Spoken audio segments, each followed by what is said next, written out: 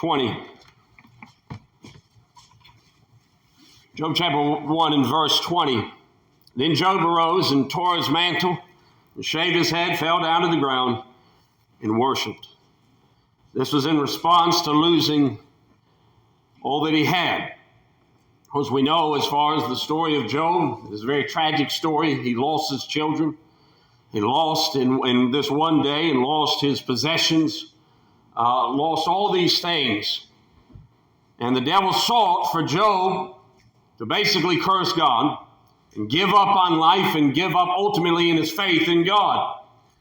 But what he says in verse 21, in the midst of all this tragedy that took place, he said, naked I came out of my mother's womb, and naked shall I return thither.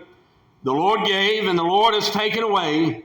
Blessed be the name of the Lord. And all this, Job sinned not, nor charged God foolishly. Now that's very interesting.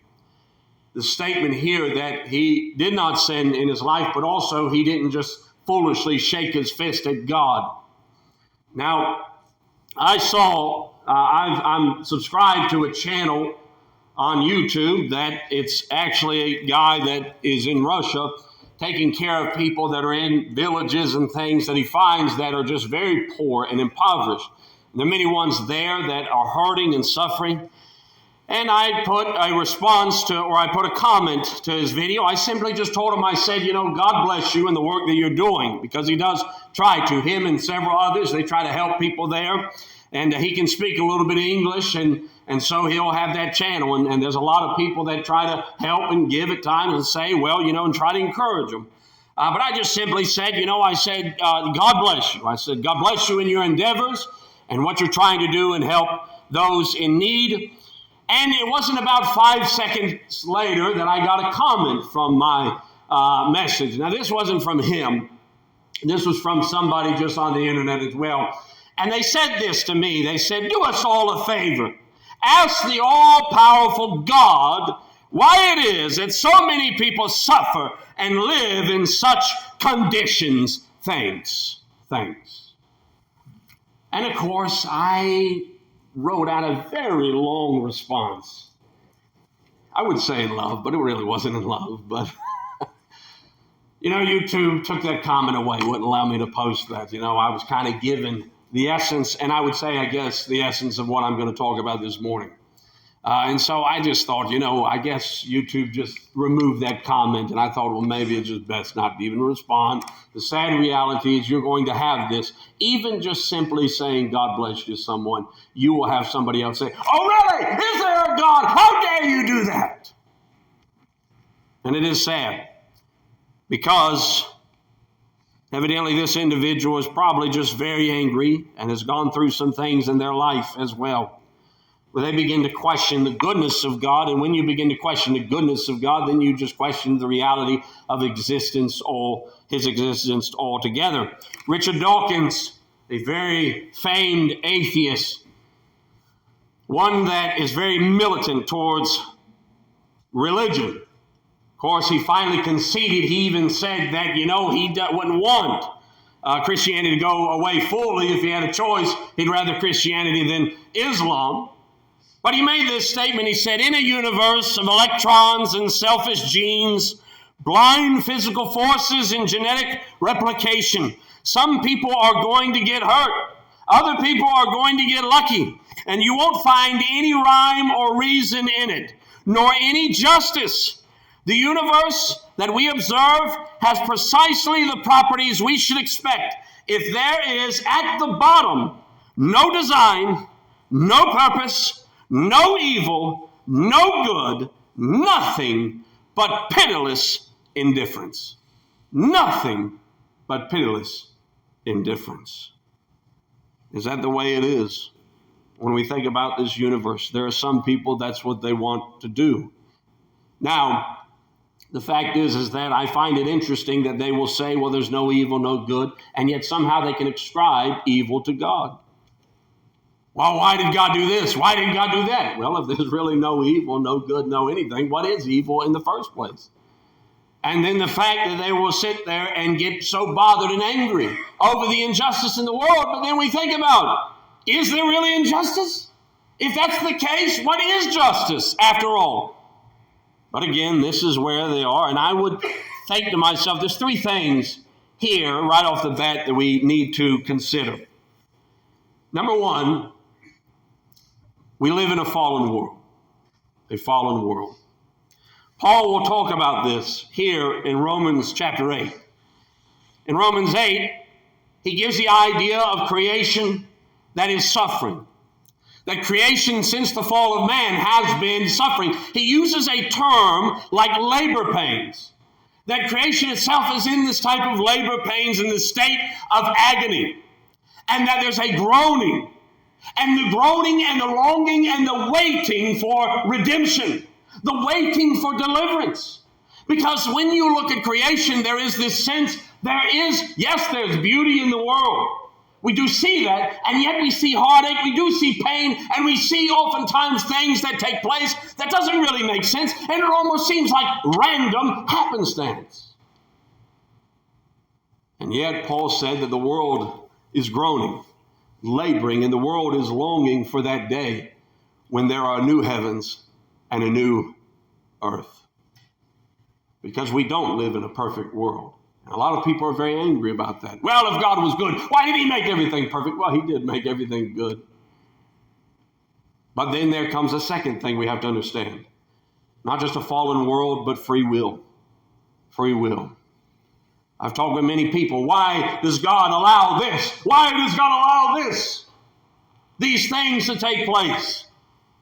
And I've talked with ones, and I tell them sometimes, I say, well, you wouldn't like it if God stopped every evil thing in this world. You wouldn't like it. Oh, yes, I would. So every time that you go to grab a beer and you want to get drunk, and you grab that beer and it explodes in your hand, and you go to try to grab another one and it explodes in your hand, or you go and you try to get your fix and high, and then that just blows up in your hand. Or you go to look at things that you shouldn't see, and all of a sudden you go blind. That's what you want? And I'll talk to ones, I say, I don't think you want that at all. I think the reality is that people, sadly, they want free will. And they want the choices that free will offers, but they don't want the consequences that follows. This is the sad reality that we live in a fallen world. And yes, mankind makes wicked choices. In the comment that I tried to comment to the individual, I said, you know, it's funny. It's so easy to sit there and shake your fist at the God of the heavens. But you probably won't say a word about the corruption of governments or the policies of mankind or all of the horrible atrocities that takes place at the hand of man. No, it's just easy enough to shake your fist and say, God, how come? How come, God? And when we think about it, I look at what Paul said there to Timothy. He said, the love of money is what? The root of all evil. Boy, you look at the evil in this world, you look at the suffering and the pain and heartache, and I'm telling you, for the most part, you can trace it back to money. And not just money, but the love of money. People will do things for $1. They'll do things for, just for a little bit. Look at the politicians. They get bribed constantly, continually. They don't care about their constituent, but they care about the money. And so we have that problem. We live in a fallen world. And in this fallen world, we have a free will. In Jeremiah 18:12, it says, they said there is no hope, but we will walk after our own devices, and we will everyone do the imagination of his evil heart. God knew that. All throughout history, mankind has followed his own will, his own devices, his own wicked and evil heart. Mankind is not inwardly good. Yes, we oftentimes make good decisions at times, and we try to help.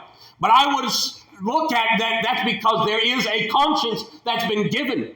But mankind inherently is not a good individual. We are not good. We are wicked. And oftentimes we do things and we say it's out of the goodness of our heart, but it's really out of motives so that we can look better, so that we can pride ourselves. And sadly, that's the way it is here in America, especially. People want to get behind a certain thing and they want to put a flag up, or they want to say, oh, I'm for this movement. But the only reason they do it is to make themselves feel good They don't really research it. They don't have a clue what it really is about. They just do it because everybody else is doing it, and they all look good, and so they want to look good too. So we have that. God has given us a free will. And the sad reality, there are consequences that happen because of it. The decisions that we make. And then, it's not just that we live in a fallen world and that we have a free will, but then the third thing that I think about, and just I think this may help to remember, is fellow weeping. And what do I mean by that? You see, if it was that we lived in a world simply that you've evolved into this mentality of survival of the fittest, because that's really what they hang on to, the atheists will say, is that it's all about survival. Then how is it that somehow we have developed a capacity to weep with others? We have some kind of sympathy for others. This person that commented to me and said, well, why don't you ask God why he allows these things? I think they were doing it because they had sympathy for some things that's going on. And they're wondering themselves, how come? How come? I want to tell that individual, listen, what you are expressing is something that's been given to you by God. You have this conscience, and yes, you have in somewhat, you know that something should be better. There should be something more. So all of us, in some way, some capacity. Now, we can harden our hearts, I understand that.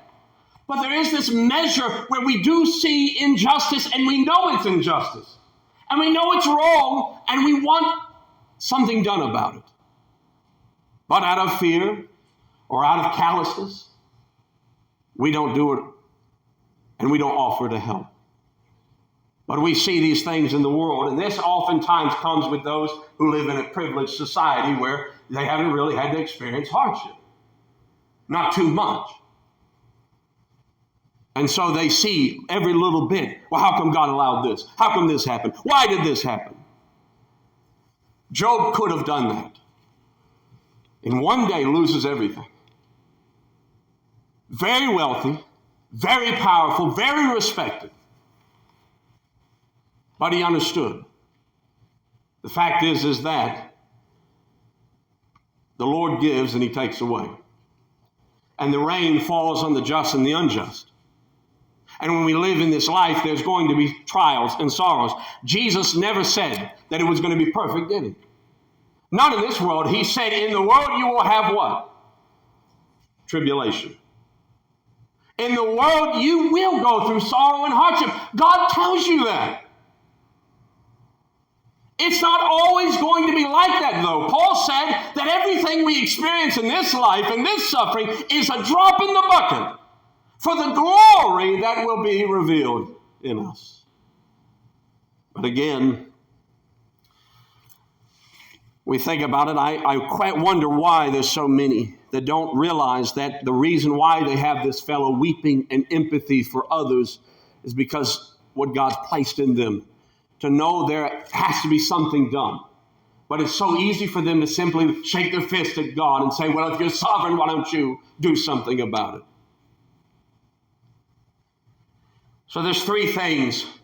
Those are the three things to remember when we think about the wickedness within this world and the pain and the heartache and suffering. And we could spend hours discussing that and going through. But I want to leave with you three things as well that we can apply in our own lives. One, there has to be self-examination under his chastening hand. Turn to me to Hebrews 12. Hebrews 12.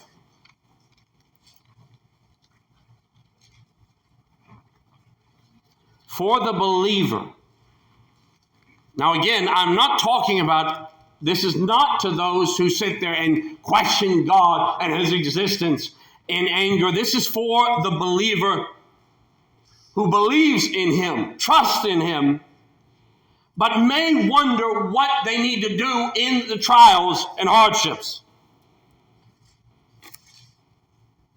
One, there needs to be a self-examination under his chastening hand.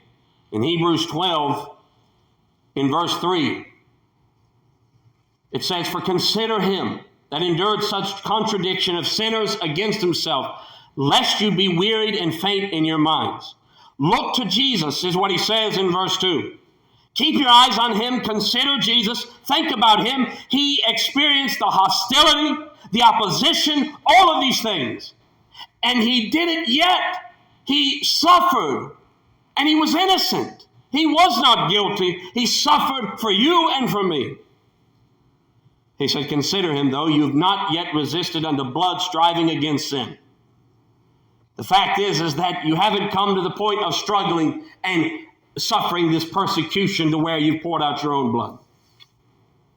And you have forgotten the exhortation which speaks as unto you, as unto children. This is in Proverbs, "My son, despise not thou the chastening of the Lord, nor faint when you are rebuked of him. For whom the Lord loves, he chastens, he disciplines, and scourges every son whom he receives." The reality is that in the affliction, there may be times where you have to say to yourself, you have to examine yourself. And it may be something that God is doing in your life where you have been getting off track. You have been going away from him, and God is chastening you because of it. Not because he hates you, not because he's indifferent, but he's doing that so you get back on track in life. Self-examination under his chastening hand. Notice in verse 10, "For verily for a few days chastened us after their own pleasure," and that is our earthly fathers, is what he's describing. They disciplined us for a short time, and they did it in a way that seemed proper for them. But notice God chastens us. Why? For our profit, that we might be partakers of his holiness, that we might share in the holiness of God. That's why he disciplines and chastens us. He chastened Israel. It's always been the same with Israel. He says, come to me, return to me, return to me. They wouldn't listen. And he says, if you don't listen, you're going to go through suffering. You're going to be disciplined. Is it because God says, I hate you, I'm done, forget it? God is doing that to get them back, to go return to him. Psalms 119 and verse 71, the psalmist says, "It is good for me that I have been afflicted." It's good that I've been afflicted, that I might learn thy statutes.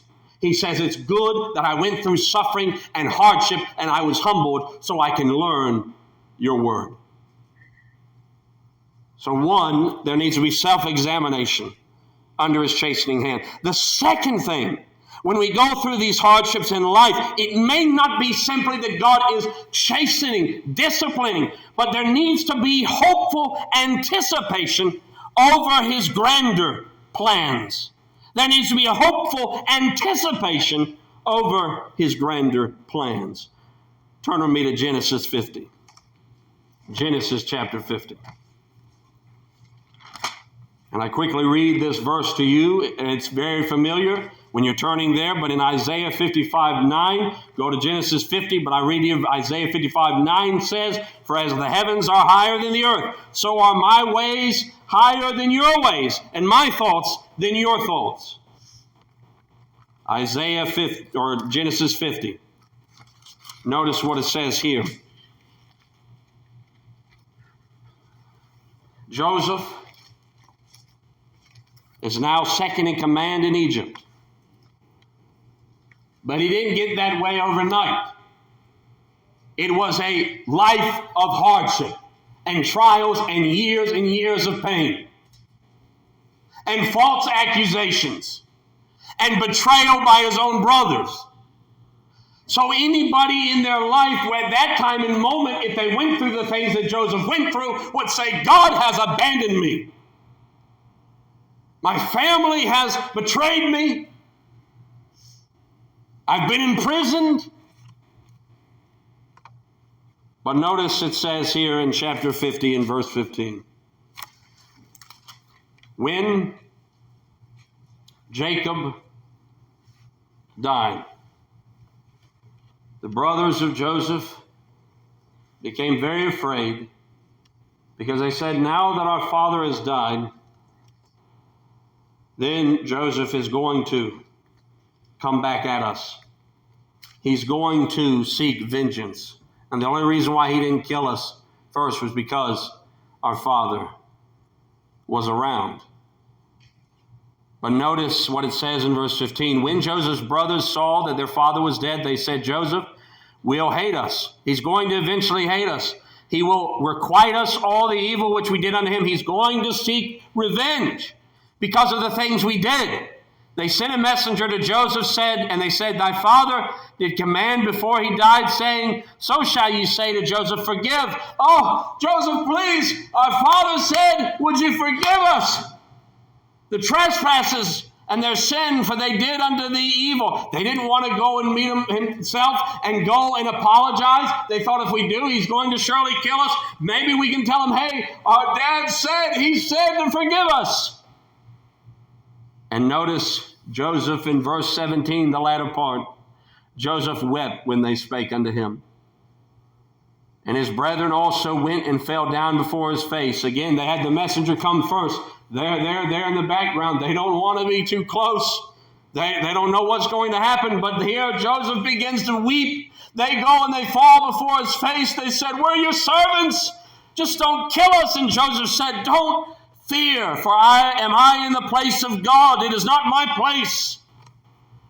He said, as for you, you thought evil against me, but God meant it unto good, to bring to pass as it is this day to save much people alive.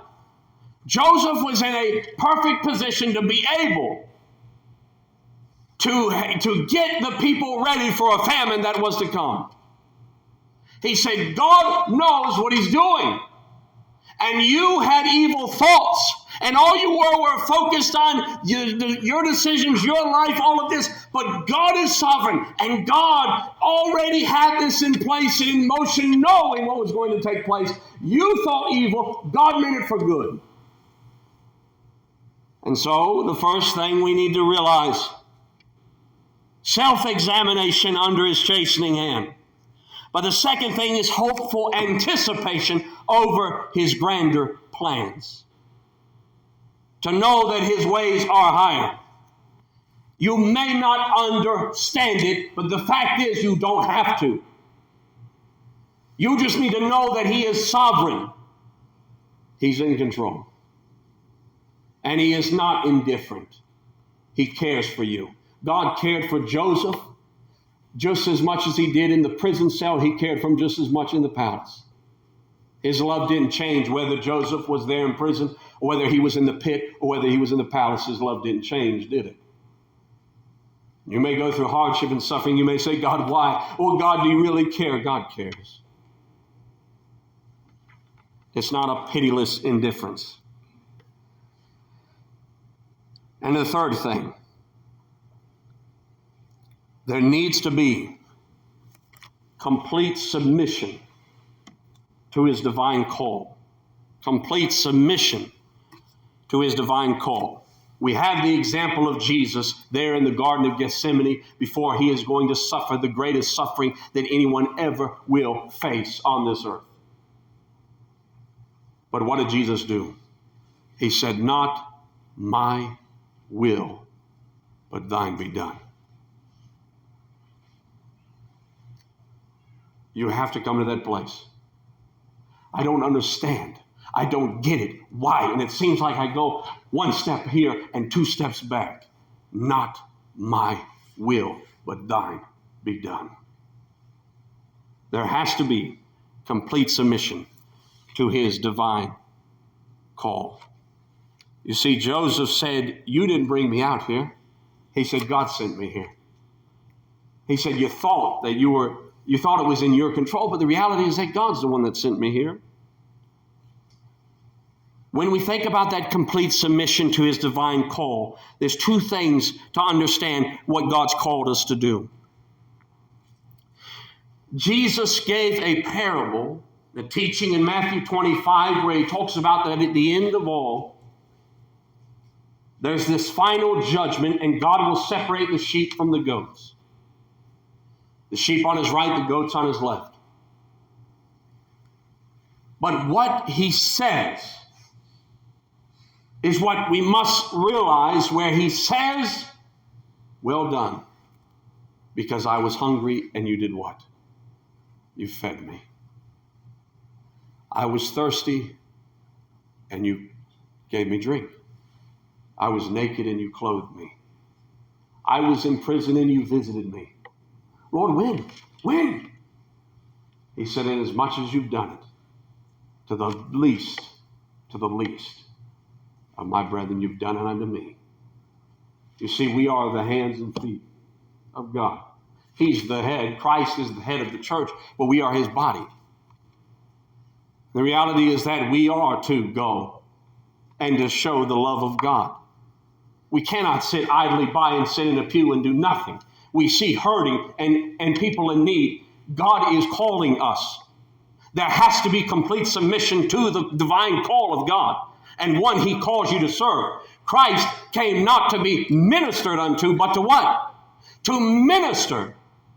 He came not to be served, but to serve and to give his life a ransom for many. Well, it's the same for us. It's my life. It's what I want. No. Suffering comes, hardship comes. We have to bear one another's burdens. We have to help others. And there's not enough of that. And that's one of the reasons why people say, well, why is this wickedness here? Why is this? Well, sadly, the church is just not being the church. We'll stand accountable for it. We're called to serve. And then ultimately, you have to understand that we're called to suffer. We're called to suffer. Peter says that in 1 Peter 2 and verse 21. He says, hereunto you are called, because Christ also suffered for us, leaving us an example that you should follow his steps. That is the life of a believer. Jesus said, take up your cross. This is a life of suffering. It is a life that you can be satisfied, you can be content in him. But you will suffer if you're going to follow God. Again, he doesn't mince words. He says you're going to face tribulation. But you can be of good cheer. Why? Because I have overcome the world. In 1998, there was a pastor. He pastored in Boone Memorial Presbyterian Church there in Idaho. But he had a 3-month sabbatical. And in this sabbatical, he went hiking. He went into the Wyoming wilderness, July 30th, 1998. He planned a 10-day expedition, 60-mile hike. And he had a journal with him, and he had his dog with him. His family was going to be waiting for him many miles away, but they've done this before. They were excited for him. This was the end of his sabbatical. He and his dog went hiking, and he wrote in his itinerary, wander in wonder, wander in wonder. And he wrote in his journal as he hiked with his dog, he said, the scene was so quiet, so perfect. He wrote, is it all just as you want it, God? Or like skeptics say, is it just random events? Are we nothing before the beneficence and destructiveness of nature? You send the winds and rain, and yet even amid the deep savagery and destruction of life, I sense your hand in threatening my comfort, even my life. You challenge me to cope in beauty and peace. You refresh me. You refresh me. On August 2nd, the 4th day of his journey, Mike Turner, was trekking down in a field, and there were boulders along a mountain lake. This trail he took, he was supposed to take one trail, but he decided to take this one instead because he wanted to see a little more of the beauty. The one was a shorter trek. This one was a longer route. But he went anyway. He began to walk by the lake. And stepping down, he stepped on a boulder. The boulder began to wobble and teeter. And he jumped to the next one. And when he did, both boulders collapsed upon each other. They did not break his foot. Amazingly, his foot actually was not at all broken, but he couldn't get out. The 800-pound boulder where he could not get out. There he was with his dog, the supplies that he had in his journal, and he was stuck. At the beginning, he tried to use his camera, the pole of his camera, to pull himself out, or push himself out, and he couldn't. It broke. He wrote in his journal, I had dreamed of a special time alone with God, facing the elements, the passes, thinking about my life, the direction of the church, about my family. Indeed, this has been all of those things only magnified 100 times. Thoughts about life, God, people, risk, filling my time. God will make a way, either earthly or heavenly. My only dread is not seeing my family and being present with them in body. While he was there, he had just a little water bottle. Tried to conserve as long as he could. Finally, there was some snow that actually was around him where he tried to have it melted and would use that, melt that for water. He wrote, I am concerned. This is a few days later. He said, I'm concerned about first losing my legs, second, running out of snow to melt for water and fuel. Third, hypothermia. My biggest concern is water. I've only 2 quarts left. The irony is that the lake is only 30 feet away.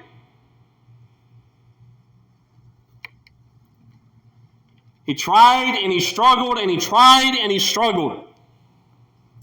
There was a massive rescue effort for him. Helicopters, horses, people walking on foot. But the fact was that they were on the trail that he didn't take.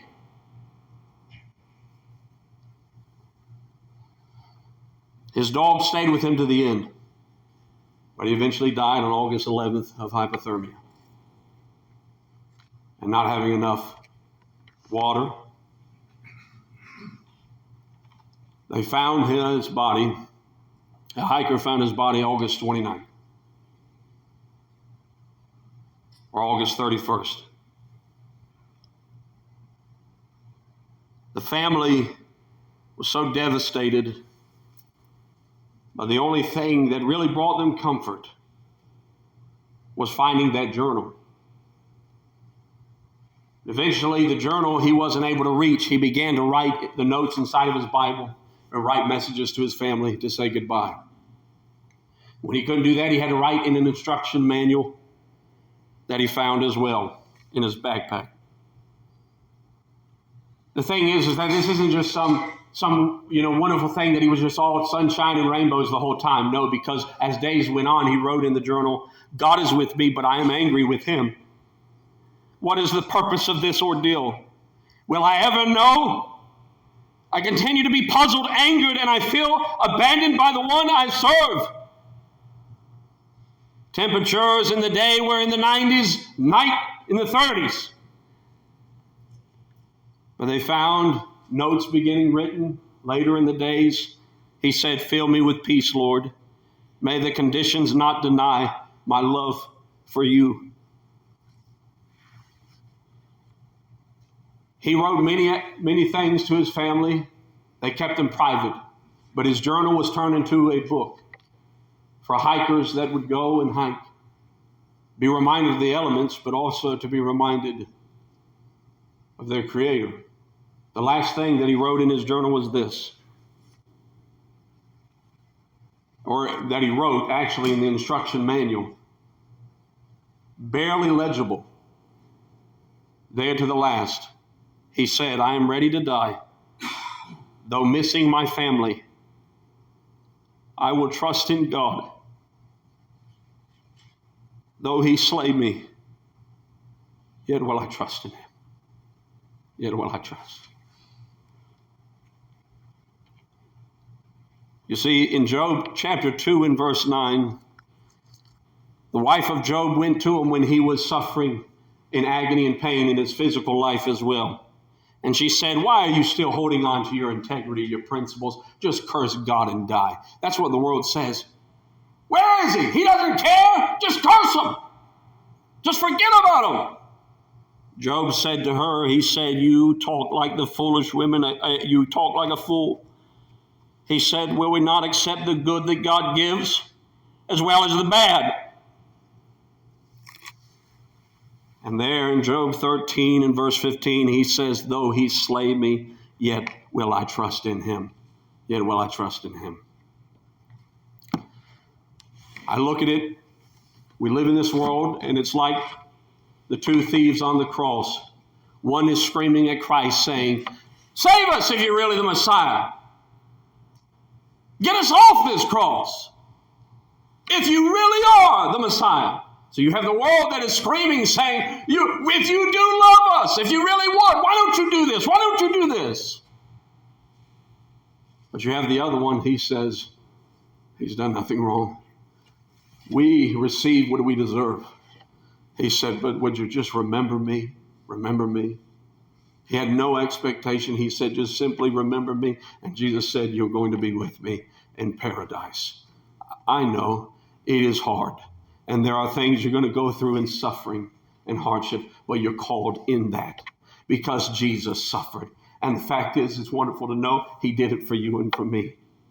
And when the world says, well, how come you won't do these things, God? Why don't you do this? Why don't you do this? I want to look at the world and shake the world and say, he already did. He said, it is finished. It is finished. And all you got to do is believe and trust and rejoice in that. In the world, you'll have tribulation, but you can be of good cheer because he's overcome it. He's overcome it. Let's pray.